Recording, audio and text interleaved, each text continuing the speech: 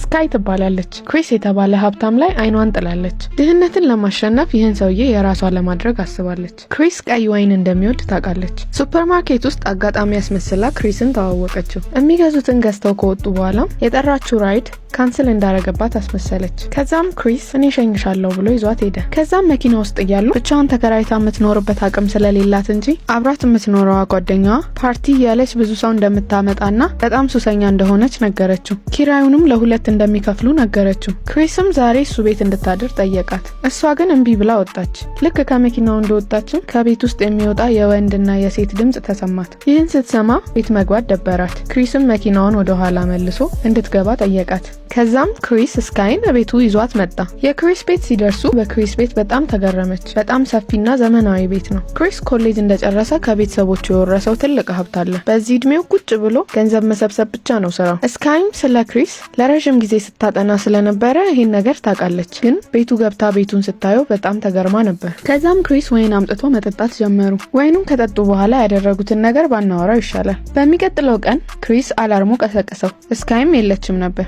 ስካይ በጠዋት ወደ ቤቷ ሄዳ ነበር። በሚቀጥለው ቀን ክሪስ ስካይን መፈለግ ጀመረ። ስካይ የምትሰራበት ባር ሄደና ወደ ቤት አብራው እንድትሄድ ጠየቃት። ስካይም እሺ ብላ አብረው ወጡ። ሲወጡ ግን አንድ ሌባ መኪናውን እየፈታታ አየው። ከዛም ከሌባው ጋር መጣላት ጀመሩ። ሌባውም የክሪስን እግር ሰበረው። ክሪስም እግሩ ተሰብሮ በህመም መጮ ጀመረ። ከታከመም በኋላ ላልተወሰነ ጊዜ እግሩን ማንቀሳቀስ ስለማይችል በዊልቸር መንቀሳቀስ ጀመረ። እናም የምትንከባከበው ነርስ ለመቅጠር አሰበ። ይህን አጋጣሚ መጠቀም የፈለገችው ስካይ እኔ እንከባከብሃለሁ አለችው። ከዛ ጊዜ ጀምሮ ስካይና ክሪስ አብረው መኖር ጀመሩ። ክሪስም የቤቱን ኮድ ሰጣት። ስካይም ተከራይታ የምትኖርበትን ቤት ለቀቀች። አብራት የምትኖረዋ ጓደኛዋ ግን ትታት እንድትሄድ አልፈለገችም ነበር። ክሪስ አይኑን ሲገልጥ ስካይ ፈገግ ብላ እያየችው ነበር። ስካይ ስትታይ ቤቱን ለቀሽ አትሄጂም ያለቻትን ጓደኛዋን ገላ የመጣች አትመስልም። ግን ጓደኛዋን ገላ ነበር የመጣችው። ስካይ ከገንዘብ ውጪ ምንም የሚታያት ነገር የለም። ከዛ ጊዜ በኋላ ክሪስና ስካይ በፍቅር መኖር ጀመሩ። አንድ ቀን ግን የቤት አከራያቸው የኪራይ ገንዘብ ለመውሰድ ቤታቸው ሲመጣ ማንም የሚመልስለት ሰው አጣ። ከዛም ቁልፍ ስለነበረው ወደ ውስጥ ገባ። ሁሉም ክፍል እየፈለጋቸው ወደ ሽንት ቤቱ ሲገባ የስካይ ጓደኛን ሞታ አገኛት። ለፖሊሶችም ደውሎ ጠራቸውና ስካይ እንደሆነች እንደዚህ ያደረገችው ነገራቸው። ፖሊሶቹ ግን ስካይ ላይ ምንም ስላላገኙባት ራስን ማጥፋት ነው ብለው ደምድመው ሄዱ። በዚህ ጊዜ የስካይና የክሪስ ግንኙነት አድጎ ነበር። ስካይ የክሪስን ስልክ እየተጠቀመች ገንዘብ ወደ ራሷ ትራንስፈር ታረግ ነበር። በሚቀጥለው ቀን ክሪስ ከእንቅልፉ ሲነሳ ስልኩ አጠገቡ የለም። ሌሎች ታብሌትና ፒሲዎቹም ቻርጅ ዘግተዋል። ከዛም ድንገት ቲቪ ላይ ስለ ስካይ ጓደኛ አሟሟት ሲዘገብ ሰማ።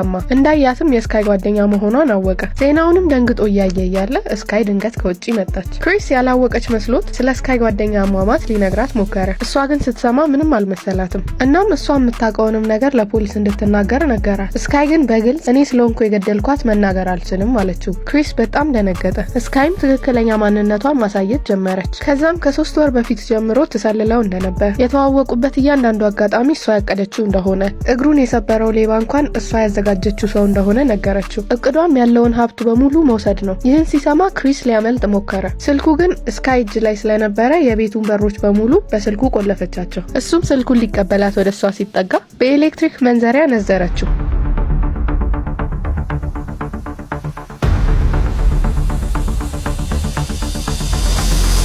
ክሪስም ራሱን ከሳተበት ሲነቃ ዊልቸሩ ላይ ታስሮ ነበረ። ስካይም የባንክ አካውንቱን ፓስወርድ እንዲነግራት ጠየቀችው። ክሪስም ኮዱን አልናገርም ሲል ስካይ በእግሯ መታችውና መሬት ጣለችው። ከዛም ድሪል አንስታ ፓስወርዱን እንዲናገር የመጨረሻ እድል ሰጠችው። እሱ ግን አልናገርም አለ። ከዛ በጭካኔ እግሩን በድሪል በሳችው። ክሪስ ህመሙን መቋቋም ስላቃተው ፓስወርዱን ሰጣት። ስካይም የክሪስ ባንክ ውስጥ ያለውን ገንዘብ በሙሉ ወደ ራሷ ትራንስፈር አደረገች። እዚህ ደግሞ የስካይ የድሮ አከራይ ቤቱን ሊያጸዳ መኝታ ቤታቸው ገባ። ከዛም ስካይ ጥላ ሄደችውን ቴሌስኮፕ አገኘው።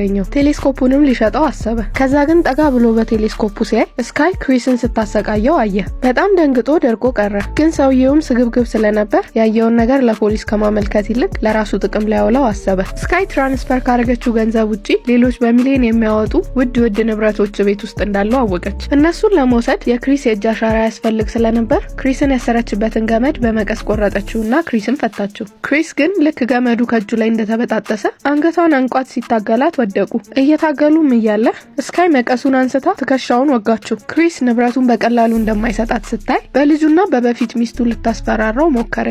ክሪስም በእነሱ ስትመጣበት ተሸነፈ። ስካይም እነዛን ውድ ንብረቶች ከወሰደች በኋላ እቤት ውስጥ ያለውን እቃ በሙሉ አውጥታ ለሽያጭ አቀረበች። አንድ ስዕል ብቻ አስቀርታ የቤቱን እቃዎች በሙሉ ልትሸጥ ሄደች። በዚህ ሰዓት የስካይ አከራይ መጣ። ሰውየውም መስኮቱን ሰብሮ ገባ። ስካይም ሴኩሪቲ አላርም ደረሳት። ከዛ ረጋ ብላ መኪናዋን አዙራ መመለስ ጀመረች። ሰውየውም ውስጥ እንደገባ ለክሪስ ገንዘብ ካልሰጠው እንደማይፈታው ነገረው። ክሪስ ደግሞ ስካይ ሴኩሪቲ አላርሙን አይታ ቶሎ እንደምትመለስ ስላወቀ ስለ ነገሩ ለሰውየው ሊያስረዳው ሞከረ። ሰውየው ግን ከገንዘብ ውጪ ምንም ነገር አያውቅም። ከዛም ክሪስ ግድግዳው ላይ ያለው ስዕል $7 ሚሊዮን እንደሚያወጣ ነገረው። ስዕሉንም ውሰደው አለው። በዚህ ጊዜ ሰውየው ክሪስን መፍታት ጀመረ። ሰውየውም የታሰረበትን እየፈታ ያለ ስካይ መጣች። ሰውየውም ሊያመልጣት ሞከረ። ስካይ ግን ሁሉንም በር ቆላልፋ ነበር። ከዛም ሰውየው ራሱን ለመከላከል ቢላ አወጣ።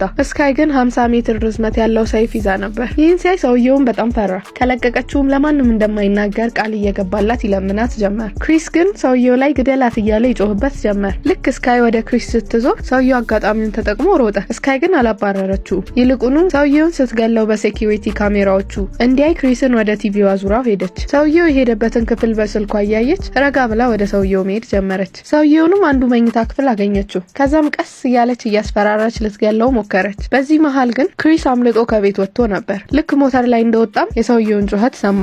ክሪስም ሞተሩን በፍጥነት መንዳት ሲጀምር ሞተሩ ተንሸራተተና ክሪስ ተፈናጥሮ አስፋልት ላይ ወደቀ። እንደ ድል ሆኖ መንገድ ላይ አንድ መኪና ነበርና አቆመለት። ሰውየውም አገዘውና መኪና ውስጥ አስገባው። ከዛም ለፖሊስ ደወለ። ከዛም ክሪስ የተፈጠረውን ለፖሊሶች እየነገራቸው እያለ ሰውየው መኪናውን ነድቶ የክሪስ ቤት ነበር የመጣው። ሰውየው ከስካይ ጋር የሚሰራ ሌባ ነበር። ስካይ እና ሰውየው ክሪስን ወደ ቤት አስገቡት። ክሪስም በድሉ እያዘነ ተስፋ ቆርጦ ቁጭ ብሎ ነበር። ስካይም እሷ የምትፈልገው ገንዘብ እንደሆነና በሰላም ገንዘቡን የሚሰጣት ከሆነ እንደምትለቀው ነገረችው። ክሪስ ግን እምቢ አለ። ያለሱ የእጅ አሻራ ንብረቱ በሙሉ መዘዋወር አይችልም። እነዚህ ሰዎች ግን ከሚታሰበው በላይ ጨካኝ ነበሩ። መለማመጥም አያውቁም። እናም ስካይ ክሪስን ጥፍንግ አድርጋ ያዘችው። ሰውየው ደግሞ የክሪስን እጅ ጠረጴዛ ላይ አድርጎ የክሪስን ጣት ቆረጠው። በሚቀጥለው ቀን የክሪስ የድሮ ሚስቱና ልጁ እቤት መጡ። ልጅቷም አባቷን ፍለጋ ቤት ውስጥ መሯሯጥ ጀመረች። እናትየዋ ግን የተሰበረ መስታወት ስታይ ልክ ያልሆነ ነገር እንዳለ ማሰብ ጀመረች። ልጇን ወደ በሩ እንድትመለስ ጠራቻት። ግን ስካይ ልጅቷን ይዛት ነበር። የክሪስ የበፊት ሚስትም ስካይን ምንድነሽ ብላ ጠየቀቻት። ስካይም የክሪስ ነርስ ነኝ አለቻት። ከዛ ሚስቲቷ ስካይን ክሪስ ጋር ውሰጂኝ አለቻት። ስካይም እናትና ልጅን ክሪስ ያለበት ክፍል ወስዳ ዘጋችባቸው። ሌባውም የክሪስን ጣት የራሱ ጣት ላይ አጣበቀው። ከዛ ከስካይ ጋር እንደ ሀብታም ጥንዶች ሆኖ ባንክ ቤት ሄዱ። ከዛም ብዙ ጊዜ በአሻራው ለመክፈት ሞከሩ፣ ግን ሊሳካላቸው አልቻለም። ሌባውም እጁ ስለተጎዳ እንደሆነ እያስቸገረ ያለው አስመስሎ ደጋግሞ መሞከር ጀመረ። ከብዙ ሙከራ በኋላም ተሳክቶላቸውም ካዝናውን ሲከፍቱ ውድ ንብረቶች ሳይሆኑ የፍቺ ወረቀት ብቻ ነበር ያገኙት። የክሪስ የበፊት ሚስት ክሪስ ከባንክ ብዙ ገንዘብ ወደ ስካይ አካውንት እንዳዘዋወረ ስታይ ፍቺው ከማለቁ በፊት ንብረቱን እያሸሸ መስሏት ካዝና ውስጥ የነበሩትን ውድ ንብረቶች ወስዳቸው ነበር። ሌቦቹም ያሰቡት እንዳልሆነላቸው ሲያውቁ ለበቀል ወደ ቤት እየተመለሱ ነበር። እነ ስካይ ከመምጣታቸው በፊትም ለማምለጥ ልጃቸውን በአየር ማስገቢያ ቀዳዳ ውስጥ አስወጧት። እሷም ከወጣች በኋላ የውጭ በሩን ከፈተች። ይሄኔ እነ ስካይ ሴኩሪቲ አላርም ደረሳቸው። ግን ልጅቷ ፈጠን ማለት ስላልቻለች እነ ክሪስ ከቤት ከመውጣታቸው በፊት ሌቦቹ ደረሱ። ሌባውና ስካይም የተለያየ አቅጣጫ ተመዳድበው ፍለጋቸውን ጀመሩ። ሰውየውም በሩን ሲከፍት ክሪስ ላዩ ላይ ወጣበት። ግን ክሪስ ተጎድቶ ስለነበር ሰውየውን ሊያሸንፈው አልቻለም። የእነሱን ጥል ሰምታ ስካይ በፍጥነት ወደ እነሱ መጣች። ክሪስንም በሽጉጥ አስፈራራችው። ክሪስ ግን ንብረቱን በፍጹም እንደማይሰጣቸው ነገራት። በዚህ ጊዜ ሌባው ተናዶ ተኩሽበት እያለ ይጮህባት ጀመር። ሌባውን ተኩሽበት እያለ ጫና ሲፈጥርባት ስካይ ጥይቷን አዙራ ሌባውን ገደለችው። ስካይም ደንግጣ ደርቃ ቀረች። በዚህ ጊዜ ክሪስ አጋጣሚውን ተጠቅሞ ስካይን በመጥረቢያ ትከሻዋ ላይ መታት። ከዛም ስልኩን አንስቶ ሮጠ። ስካይም እንደምንም ብላ ተነስታ ክሪስን ለመግደል የደም ጠብታውን እየተከተለች ሄደች። ክሪስም የቤቱን መብራት በሙሉ ስልኩን ተጠቅሞ አጠፋው። ከዛም በሮቹን እየከፈተና እየዘጋ በሚፈጥረው ድምፅ ስካይ ጥይቶቿን በሙሉ እንድትጨርስ አደረጋት። ጥይቷንም ከጨረሰች በኋላ ሊደበድባት ላይዋ ላይ ወጣ። ግን ክሪስ በጣም ተጎድቶ ስለነበረ ስካይን ሊያሸንፋት አልቻለም። ስካይም ክሪስን ልትገለው ስትል የበፊት ሚስቱ ከኋላዋ መታ ያዘቻት። ትንሽ ከታገሉ በኋላ ስካይ የክሪስን ሚስትም ጣለቻት። ባልና ሚስቱንም በአንዴ ልትገላቸው በተዘጋጀችበት ሰዓት ድንገት ከኋላ ተተኮሰባት። ልጃቸው ነበረች የተኮሰችው። ከዛም ፖሊሶቹ ደረሱ። ፊልማችንም ስካይ እዛው በወደቀችበት ስትሞት ያልቃል።